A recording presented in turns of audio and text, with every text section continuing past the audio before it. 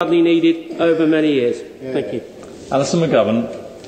Thank you, Mr Deputy Speaker, and I shall attempt to be brief. But may I say it's an honour to participate in the debate when the debate in which the Honourable Member for Barnsley Central made his maiden speech, which was a really excellent contribution. I want to comment on two aspects of the Chancellor's statement that we heard today. Firstly, on inflation and the cost of living that people in Wirral, in my constituency, and elsewhere in the UK face. And secondly, on young people and employment. Firstly, on inflation and the cost of living, I think we all across this House need to acknowledge the global pressures that are causing price increases in the shops for our constituents. But these global pressures, what's going on in the Middle East, and the price of food and other basic materials make it more important that we get policy right domestically. And we've seen recently CPI up to 4.4%, RPI 5.5% in the UK.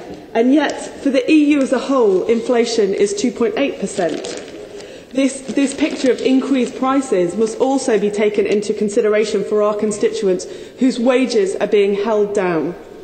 People haven't seen the increases in the pay packet that they're seeing in the shops. Now, what's causing this inflation? Well, I'm well aware of the structure that we now have for setting interest rates and controlling price increases in this country. I look to the Governor of the Bank of England for his explanation as to why inflation has moved away from the target. And he says this. He says that three factors can account for the current high level of inflation. And the first one he cites is the rise in VAT relative to a year ago, as well as continuing consequences of the fall in sterling in late 2007 and 8 and recent increases in commodity prices. But he cites the Tory tax hike in building this inflation. And my worry is not just about inflation this year, but it's about the building inflationary expectations that people will have and the permanent hit on families that this will have.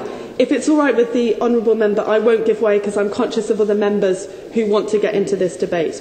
But I am very worried that whereas Labour rightly instigated a temporary reduction in VAT to help us through the downturn, the Tory-led government have put in place a permanent hike in the prices that ordinary people in my constituency in Wirral face in the shops.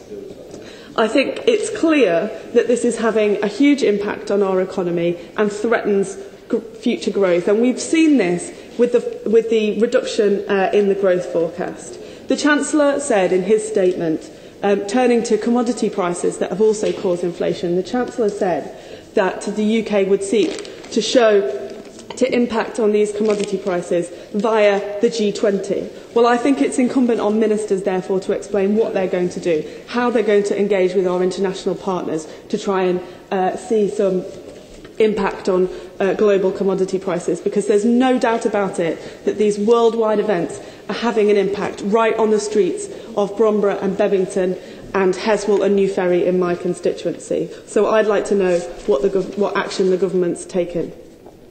Secondly, to turn very briefly, if I may, to young people and employment, which I know members across this House care about. But I think we need to bring some words of caution to this discussion, because rightly the Chancellor reserved extra funds to fund the training of apprentices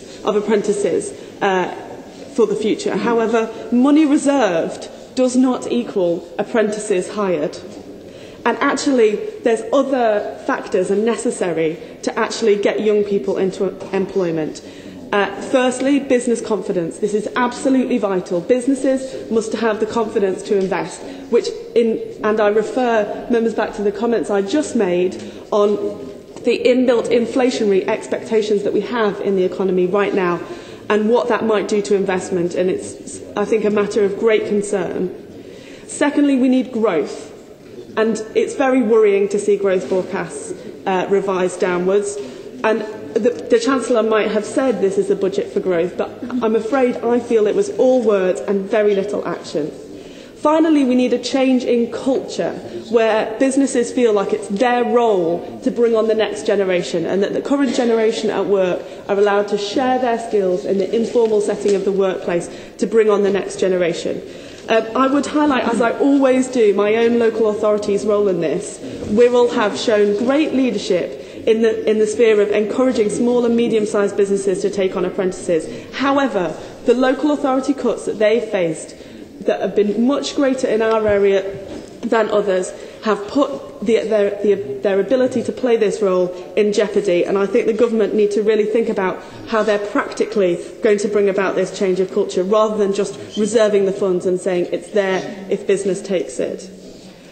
So finally, I want to say that I fear that we've really seen in Britain now the end of any interventionist role for the government. In terms of youth unemployment, I feel strongly that the Future Jobs Fund was an excellent answer, but the government have withdrawn from that. They're saying, on the one hand, we'll reserve funds for apprentices, but doing little more than that to encourage businesses to invest. On the cost of living also, we're seeing inflationary pressures that the Governor of the Bank of England relates to the rise in VAT. This is a price hike that hard-pressed families in Wirral and elsewhere can little afford. And on these two issues that I prioritise, I would like to see government ministers taking much more action. Well, very good. Thank you for your